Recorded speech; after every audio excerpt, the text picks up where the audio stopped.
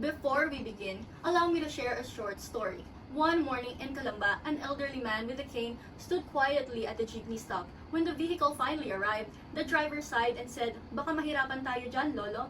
The man smiled faintly and stepped back and let others board first. He waited for another ride, one that never came. That simple moment made us ask how many Filipinos are left waiting not because of the distance but because of design. To answer this, about 827,189 people have physical disabilities that limit the function of their limbs according to the National Council for Disability Affairs, NCDA. Good morning, esteemed panelists. We are the Group 1. I am with Ms. Andres, Ms. Velasco, and I am Ms. Manzola. And today we are honored to present our research titled Barriers to Mobility, Public Transportation Inclusivity, and its Influence on Travel Experience of Regular Commuters with Lower Limb Mobility in Barangay Bagong Calzada and Pansol, Calamba City, Laguna. Our study seeks to shed light on a question that goes beyond transportation. It's about dignity, equality, and how inclusive our public space truly are. Despite the presence of laws such as the Magna Carta for Disabled Person and Batas Pambansa bilang 344, persons with disabilities still face significant mobility barriers in public transportation. In Calamba City, while infrastructure project shows progress, many commuters with lower limb mobility continue to experience unequal access, inconsistent service, and social exclusion. This study therefore explores not just the physical structures but the human foundation that define inclusivity, namely inclusivity, responsiveness, empathy, and respect. Our research sought to 1. Assess the level of inclusivity, responsiveness, empathy, and respect experienced by PWD commuters. 2. Determine the overall satisfaction with public transportation. And 3. Analyze the effect of these four foundations on satisfaction using both quantitative and qualitative data.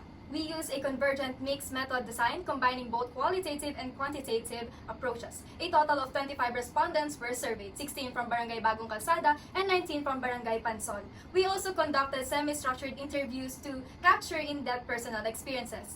For Table 1, most respondents were 31 to 50 years old, 44%, followed by 18 to 30 years old, 36%. Table 3 shows that respondents used different mobility aids, 28% walkers and 24% each for wheelchairs, crutches, and no aid, indicating diverse mobility needs. Table 4 reveals that the most commute 2 to 3 times a week, showing that transportation remains essential despite barriers. This demographic represents the active commuting population among PWDs who rely on public transportation daily for work, education, and community participation. Our findings reveal that inclusivity received a mean of 2.42, disagree, suggesting that respondents perceive transportation as lacking key accessibility features such as ramps, signages, and independent boarding options. This shows that inclusivity efforts remain limited and inconsistent, preventing equal mobility for persons with disabilities. Responsiveness scored 2.72, which is the highest among the four foundations. Passengers agreed that transportation providers were moderately responsive, especially in communicating safety procedures. However, inconsistent staff assistance and limited proactive support revealed that responsiveness is not yet practiced consistently. Empathy scored 2.62, which is agreed. Commuters felt that some staff members showed kindness and emotional support, especially when offering voluntarily help. Still, occasionally discomfort or hesitation in acknowledging disabilities suggests empathy is situational rather than systemic. Respect scored 2.54, which is agree. Respondents generally felt respected and treated with dignity by transport personnel, yet subtle discrimination and indirect communication indicate that respect is not yet institutionalized across the service interactions. Overall satisfaction was 2.30, disagree. Despite moderate levels of empathy and responsiveness, overall satisfaction remained low.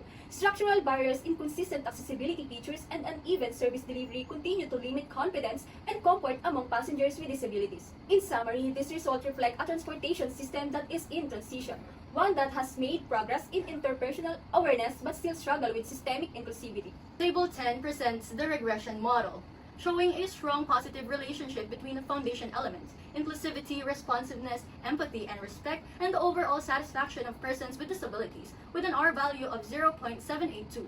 The R-square of 0.611 indicates that 61.1% of satisfaction can be explained by these four factors, proving that they collectively play a major role in shaping the travel experience of PWDs. This means that all these service qualities improve satisfaction also rises.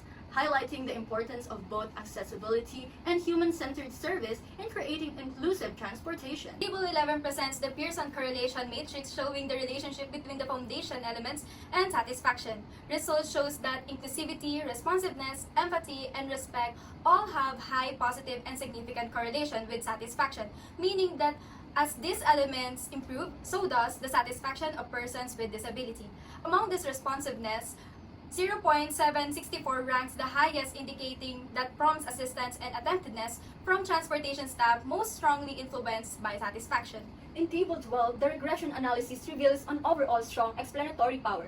R equals to 0.810, R squared equals 0.656, showing that about 65% of satisfaction can be explained by the four factors combined. However, only responsiveness emerged as a significant predictor.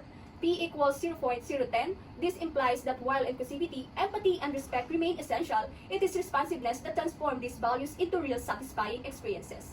In summary, accessible transportation is not only about infrastructures, it's about how quickly, sincere, and effectively services respond to passengers' needs. The thematic analysis highlights that inclusivity, respect, empathy, and responsiveness are essential in shaping the experiences of persons with disabilities in public transportation. For inclusivity, participants revealed persistent physical barriers such as high steps and narrow passageways, showing that accessibility remains uneven and dependent on vehicle type. Under responsiveness, it gains the highest recognition but remains inconsistent. Prompt and proactive service greatly enhance confidence and comfort. Empathy emerged as a transformative element when staff showed genuine concern and timely help passengers felt valued and dignified. However, delays or hesitation reduced satisfaction, showing a need for structured empathy training. Lastly, respect findings show that while politeness is present, subtle biases in discomfort persist, emphasizing the need to institutionalize respect through awareness and anti-discrimination programs. Overall satisfaction among PWDs depends not only on infrastructures, but on human-centered service marked by empathy, respect, and responsiveness during accessibility into a truly inclusive experience. Through vertical triangulation, both our quantitative and qualitative results converge on the same insight. Satisfaction is not just about ramps and seats, it's about how people are treated. Even when accessibility structure exists, the absence of empathy and responsiveness can still make a commuter feel excluded. In conclusion, the satisfaction of persons with disability in Calambas public transportation is moderate to low and conditional. Accessibility is necessary but not sufficient. True inclusivity demands a combination of physical infrastructure and human connection, an environment where empathy, respect, and responsiveness coexist with design. Based on our findings, we recommend the following. One is for the local government of Calamba, empowers people, not just policies, ensure active participation of PWDs in planning and monitoring transport projects, and promote public awareness on inclusive attitudes. Two is for the DOTR and LTFRB, strengthen the human side of service by requiring regular disability sensitivity and responsiveness training for all transport personnel.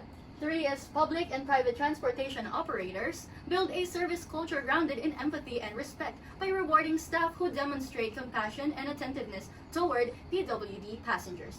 4 is for transport personnel and frontline staff to practice service with dignity, assist politely, communicate patiently, and uphold respect as daily standard, not just expectation. Fifth is for persons with disability and advocacy organization.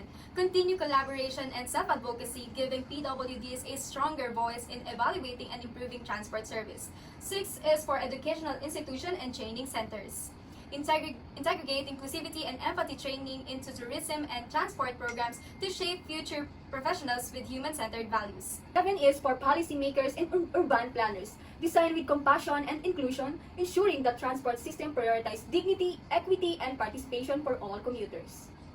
Every ramp built is a step forward, but without empathy, it remains just concrete. Every driver, conductor, and passengers play a role in shaping an inclusive transportation culture. Let us not stop at accessibility. Let us build a system grounded in humanity, dignity, and respect. We are Andres, Menjola, And Velasco, and we believe that inclusive mobility is not a privilege, but a right. We are always at your service.